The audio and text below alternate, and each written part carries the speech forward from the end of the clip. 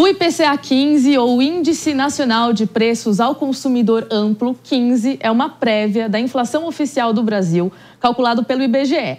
Ele mede a variação de preços de bens e serviços consumidos por famílias com rendimentos entre 1 e 40 salários mínimos. Em abril, o IPCA 15 registrou alta de 0,43%, de acordo com o IBGE, influenciado principalmente pelos grupos de alimentação e saúde. O IPCA 15, então, é um termômetro econômico que afeta diretamente o poder de compra das famílias. Quando o índice sobe, significa que os preços estão aumentando. Isso pode reduzir o consumo e impactar o orçamento familiar. Calculado mensalmente pelo IBGE, o IPCA 15 é formado por 9 categorias, como vocês podem ver na tela. Elas têm pesos diferentes e o setor de alimentos é um dos mais significativos no cálculo, pois é uma necessidade básica para todas as famílias. Para entender o impacto do IPCA 15 nas nossas vidas enquanto consumidores e as possíveis consequências ao agronegócio, nós vamos conversar com José Eustáquio, pesquisador do IPEA. Muito obrigada pela sua participação, por nos ajudar aqui a entender um pouco do IPCA e como que isso movimenta a nossa vida. Então, primeiro de tudo, eu queria esclarecer contigo, por gentileza, se esse 0,43% em abril significa um recuo em relação à alta do IPCA de março, ou é uma porcentagem acrescida ao mês anterior, que foi de 0,64%. A gente está falando de uma redução ou a gente está falando de uma adição? Acho que isso é o primeiro ponto para a gente entender esse histórico março, abril. Obrigada pela sua participação mais uma vez. Eu que agradeço, viu, Mariana? É um prazer estar aí e trazer aí conhecimento sobre a inflação brasileira para um público tão seleto como é esse da Jovem Pan, do Hora H do Agro. A sua pergunta inicial é o seguinte: se isso é uma redução ou aumento. Na verdade, eu posso falar que são os dois, tá? Comparativamente ao mês passado, nós observamos uma redução. Mas, quando a gente analisa o 0,43% ao mês, isso representa uma inflação anual mais ou menos de 5 a 6% ao ano.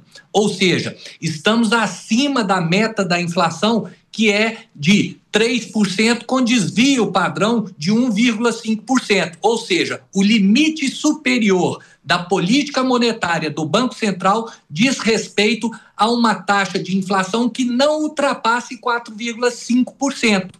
E este indicador mostra que nós estamos fugindo da meta inflacionária.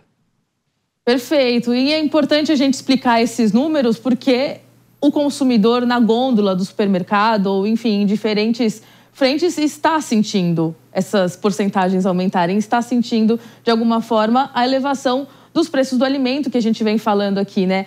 E a alimentação no domicílio, ela acelerou de 1,25% em março para 1,29% em abril. Contribuíram para esse resultado as altas do tomate, do café moído e do leite longa-vida.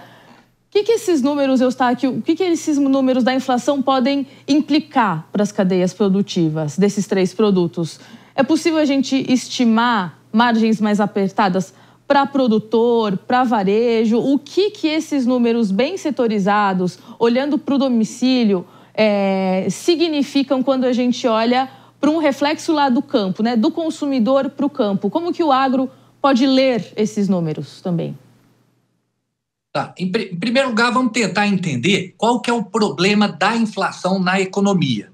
Quando nós temos uma economia com uma inflação elevada, isso gera uma redistribuição de renda entre a população desta sociedade. O que acontece? As pessoas que conseguem fazer o hedge dos seus ativos, essas não têm tanto problema com a inflação. Mas, normalmente, os assalariados e as pessoas mais pobres, que dependem do seu orçamento para a compra dos produtos mensalmente, estas são afetadas com o aumento da inflação. Por quê? Diminui o poder aquisitivo delas. Ou seja, maior inflação é ruim para o consumidor. Agora, vamos olhar do lado e do ponto de vista do produtor. É claro que, num primeiro olhar, preços mais elevados são mais atrativos ao produtor. Mas o que acontece é que a inflação é uma oscilação de preços.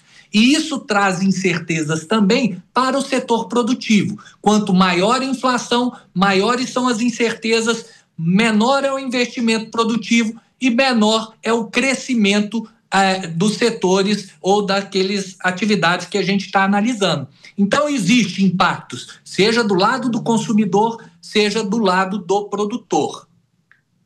Perfeito, muito obrigada, José Eustáquio. Eu acho sempre muito didático as suas explicações, porque é um tema que é recorrente do nosso dia a dia, mas é importante fazer essa dobradinha entre campo, cidade, consumidor, produtor. Então, te agradeço muito as explicações e espero recebê-lo aqui outras oportunidades no Hora H do Agro. Obrigada. Eu que agradeço, viu, Mariana? Mas não sei se eu tenho aí mais um tempinho. Por favor. É importante falar o seguinte, que a inflação ela vem de um gasto acima da arrecadação do governo. Então, quando o governo gasta mais do que arrecada, isso gera uma pressão inflacionária. No ano passado, em fevereiro, o déficit primário do governo estava em 48 bilhões de reais. Este ano, reduziu para 19 bilhões, mas continuamos com déficit. O que é o resultado primário?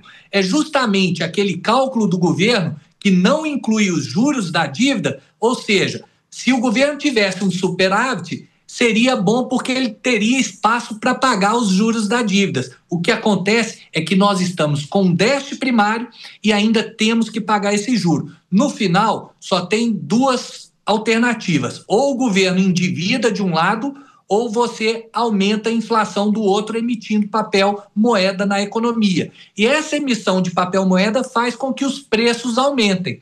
Agora, olhando pelo que foi conversado no bloco anterior, é claro que a política tarifária, a guerra tarifária entre Estados Unidos e China joga uma pressão a mais dentro desse cenário. Ou seja, a expectativa é que a gente tenha inflação acima da meta ao longo deste ano. Logo, o Banco Central vai ter que aumentar as taxas de juros e isso vai ter um impacto nas variáveis reais da nossa economia. Quando eu falo variáveis reais, é emprego e renda.